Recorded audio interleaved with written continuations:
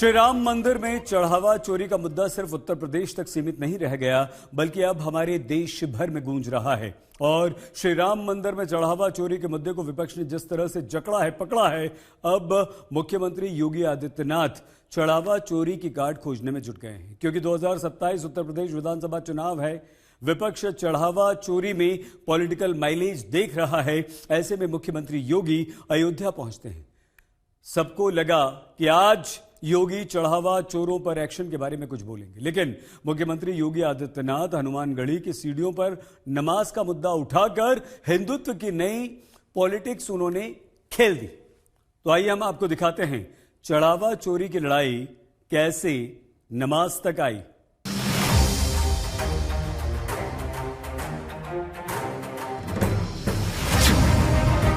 CM योगी ने अयोध्या में चढ़ावा चोरी कांड की गांठ ढूंढ ली।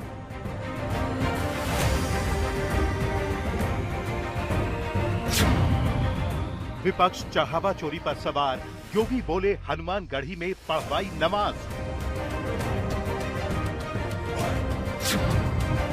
चढ़ावा चोरी की लड़ाई नमाज और कब्रिस्तान तक आई।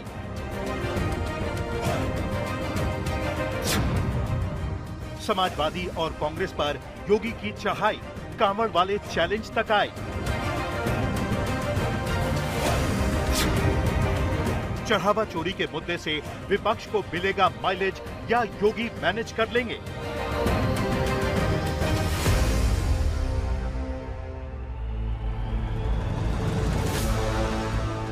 जब राम मंदिर चढ़ावा चोरी मामले में बड़े बड़े खुलासे हो रहे हैं, चंपत राय के ड्राइवर टिन्नू यादव से लेकर चढ़ावा चोरी में गिरफ्तार हुए 8 आरोपियों पर चौंकाने वाले खुलासे हो रहे हैं। बात यहां तक आ रही है कि आरोपियों ने चढ़ावा चोरी की रकम को शेयर बाजार, ब्याज और करोड़ों की जमीन में इन्वेस्ट कर रकम दोगुनी करने का बिजनेस प्लान बनाया था। चढ़ावा चोरी मामले में चंपत राय और अनिल मिश्रा का इस्तीफा स्वीकार हो चुका है। इतना ही नहीं, अयोध्या राम मंदिर में चढ़ावा चोरी का केस अब सुप्रीम कोर्ट तक पहुंच चुका है और चढ़ावा चोरी के मुद्दे पर विपक्ष पॉलिटिकल माइलेज लेने की कोशिश कर रहा है। ऐसे में चढ़ावा चोरी विवाद के बीच सीएम योगी दूसरी बार अयोध्या पहुंचते हैं। हर कोई यही सोचता है कि मुख्यमंत्री चढ़ावा चोरों पर कुछ बोलेंगे, राम मंदिर में चढ़ावा चोरी की एसआईटी रिपोर्ट पर कुछ बोलेंगे। लेकिन सीएम योगी जब बोले तो अयोध्या से हिंदुत्व की सियासत का नया चैप्टर ही खोल दिया।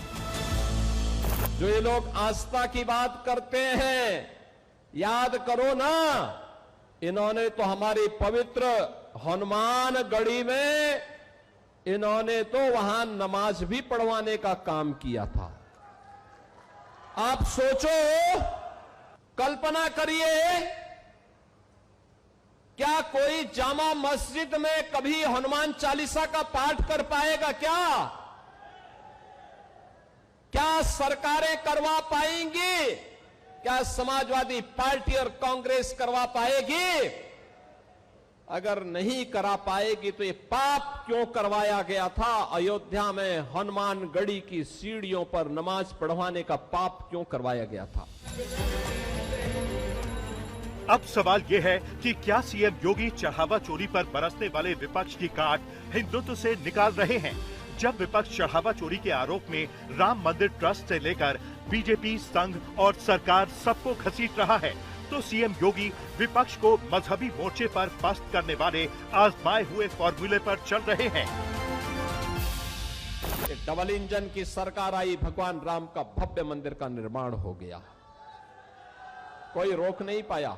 इन्होंने हनुमानगढ़ी की सीढ़ियों पर नमाज पढ़ाने का पाप किया था और हम लोगों ने अयोध्या को स्वच्छ और सुंदर बना करके सनातन धर्म की एक सांस्कृतिक राजधानी के रूप में फिर से उसकी स्थापना के साथ जोड़ा ही है।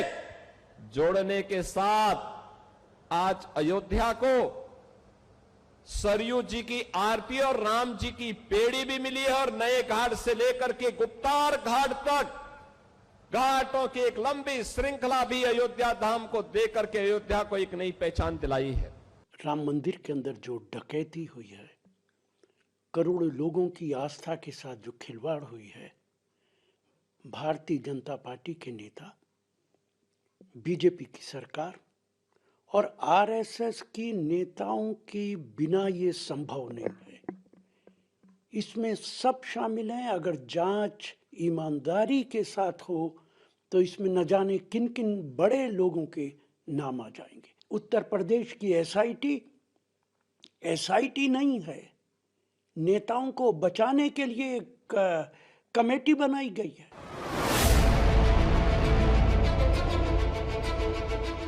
सीएम योगी ने चढ़ावा चोरी वाली सियासत के बीच हनुमानगढ़ी की सीढ़ियों पर नमाज का नया चैप्टर खोला है। असल में सीएम योगी ने अयोध्या के बीकापुर की रैली में हनुमानगढ़ी की जिस घटना का जिक्र किया, उसके बारे में जो तथ्य सामने आए हैं वो भी आपको बता देते हैं।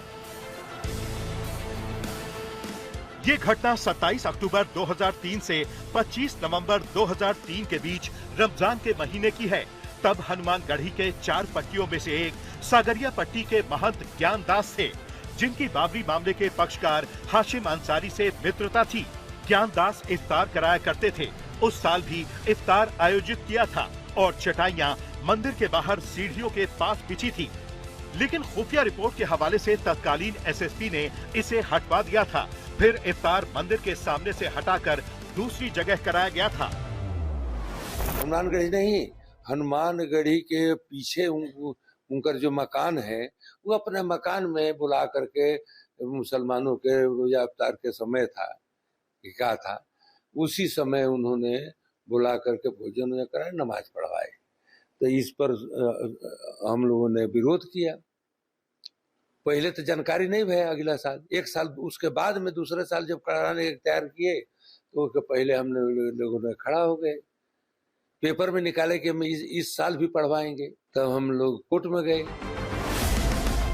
बाद में ये मामला उज्जैनिया पट्टी के महंत धर्मदास की ओर से हाई कोर्ट पहुंचा और मंदिर परिसर में इफ्तार पर रोक लग गई। लेकिन अब जब राम मंदिर में चढ़ावा चोरी हुई है तो सवाल उठाने वाले समाजवादी पार्टी नेताओं को सीएम योगी हनुमानगढ़ी की वो घटना याद दिला रहे हैं। ऐसे में समाजवादी पार्टी के अध्यक्ष ने सोशल मीडिया पर सिर्फ इतना लिखा है, पराजय काल विपरीत बुद्धि। ये लोग राम के विरोधी है और हनुमान के विरोधी है। जब राष्ट्रीय अध्यक्ष जी इसी धरती पर आए थे तो उनके सामने जो है हनुमान जी को नचाया जा रहा है। समाजवादी पार्टी और कांग्रेस दोनों ही बीजेपी और संघ को श्री राम मंदिर में चढ़ावा चोरी के मुद्दे पर जमकर घेर रही हैं और आरोप लगा रही हैं कि बीजेपी और संघ श्री राम मंदिर ट्रस्ट के बड़े बड़े पदाधिकारियों को बचाने का प्रयास कर रहे हैं। अब इसके जवाब में बीजेपी ने भी समाजवादी पार्टी के पुराने बयानों को फिर से सबके सामने लाना शुरू कर दिया। अब एक तरफ समाजवादी पार्टी सॉफ्ट हिंदुत्व की पॉलिटिक्स कर रही है तो मुख्यमंत्री योगी आदित्यनाथ हार्ड हिंदुत्व से विपक्ष को घेर रहे हैं।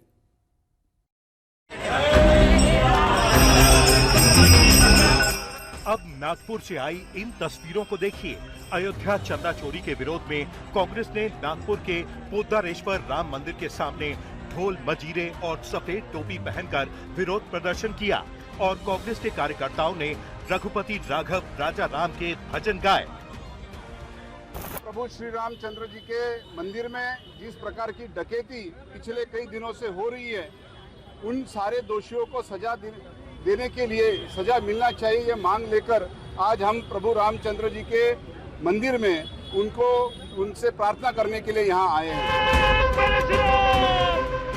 जबकि समाजवादी पार्टी खुद को सॉफ्ट हिंदुत्व के रास्ते पर ले जाते हुए सनातन की समाजवादी परिभाषा तक गढ़ रही है। लखनऊ में तो पार्टी दफ्तर के बाहर समाजवादी पार्टी ने पोस्टर तक लगा दिया है कि सनातन ही समाजवाद है। आपकी कावड़ यात्रा निकलती है तो मुझे लगता है कि अब आने वाले समय में समाजवादी पार्टी के अध्यक्ष भी भगवा बाना पहन करके आपके साथ कावड़ यात्रा में शामिल होने की प्रतीक्षा कर रहे हैं। उनको लगता है कोई उनको बुलावा दे दे तो वो अभी जाएं, पुष्प वर्षा करें। और अब समाजवादी के सनातन के चक्कर में सीएम योगी रोज की रैली में समाजवादियों के पुराने पन्ने पलट रहे हैं। बाबरी मस्जिद पर कोई परिंदा पर नहीं मार सकता तो नहीं मार सकता। फिर भी मुलायम सिंह के चलते जिन्होंने बाबरी मस्जिद को छूने की कोशिश की वो गुंबद पर चढ़ तो गए लेकिन उतर नहीं सके।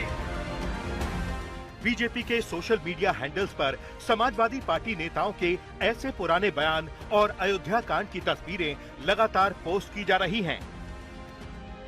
सरकार कुर्बान कर सकते हैं, लेकिन हम जब मुख्यमंत्री रहेंगे तब तक हमारी लाश पर भी मस्जिद नहीं गिराई जाएगी। अयोध्या ने वह करके दिखाया है जो 500 वर्षों में नहीं हो पाया था। जो कहते थे अयोध्या के बारे में कि परिंदा भी पर नहीं मार सकता, आज वे देख रहे हैं अयोध्या में लाखों लोग आ रहे हैं। लेकिन अखिलेश यादव चढ़ावा चोरी के मुद्दे पर पूरी तरह से पकड़े और जकड़े हुए हैं। प्रभु श्री राम माफ कर देंगे, अपना सीसीटीवी बंद कर दो और आंख बंद कर लो। जो जितना चढ़ावा ले गया है रात के अंधेरे में वापस प्रभु श्री राम जी पे चढ़ा दो, प्रभु श्री राम अपने आप माफ कर देंगे। तो ये भारतीय जनता पार्टी प्रभु श्री राम से भी नहीं माफी मांगना चाहते हैं। आपको बता दें कि 19 जून को भी सीएम योगी अयोध्या में मिल्की पोर्ट दौरे पर गए थे और वहां से उन्होंने राम मंदिर चढ़ावा चोरी मामले में दूध का दूध और पानी का पानी करने का ऐलान किया था।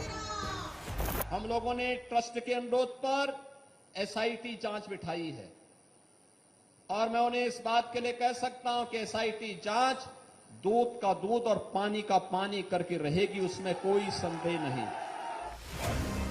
लेकिन अब चढ़ावा चोरी मामले में एक्शन होने के बाद, एसआईटी की पूरी रिपोर्ट सामने आने के बाद सीएम योगी दूसरी बार अयोध्या आए तो उन्होंने चढ़ावा चोरी मामले को लेकर कुछ नहीं बोला, बल्कि हनुमानगढ़ी की सीढ़ियों पर नमाज पढ़ने का मुद्दा उठाकर अखिलेश यादव की पीडीए पॉलिटिक्स पर भी प्रहार किया। महर्षि वाल्मीकि के नाम पर इंटरनेशनल एयरपोर्ट अयोध्या के साथ और देश के सभी प्रमुख शहरों के साथ अयोध्या का एयरपोर्ट जोड़ चुका है। आज जो अयोध्या का विरोध समाजवादी पार्टी और कांग्रेस के लोग कर रहे हैं, वे इसलिए विरोध कर रहे हैं, वे नहीं कर पाए थे, इसलिए बुरा लग रहा है कि महर्षि वाल्मीकि के नाम पर क्यों हो गया। अयोध्या में रेन बसेरा निषाद राज के नाम पर हो गए, निषाद राज गुहा के नाम पर, उनको यही बुरा लगता है। अब सवाल यह है कि क्या सीएम योगी हिंदुत्व की पिच पर अपना आजमाया हुआ फॉर्मूला इसलिए अपना रहे हैं ताकि राम मंदिर चढ़ावा चोरी कांड पर विपक्ष 2027 के विधानसभा चुनावों में माइलेज न ले सके और सीएम योगी चढ़ावा चोरी के जवाब में नमाज और कब्रिस्तान को ले आए हैं। बीजेपी की सरकार आई तो अब पैसा मंदिरों के विकास के लिए, धामों के सुंदरीकरण में खर्च हो रहा है और समाजवादी पार्टी के समय वही पैसा कब्रिस्तान की बाउंड्री वॉल के लिए चला जाता था।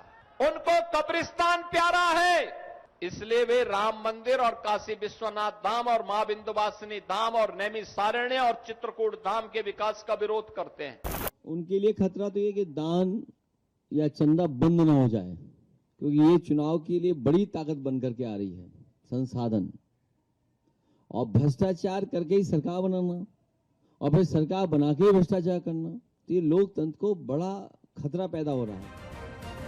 सीएम योगी ने अयोध्या के बीकापुर विधानसभा क्षेत्र में 432 करोड़ से अधिक की 217 विकास परियोजनाओं का शिलान्यास और लोकार्पण किया, लेकिन विपक्ष को घेरने के लिए सीएम योगी सिर्फ और सिर्फ हिंदुत्व की पिच पर ही बैटिंग कर रहे हैं।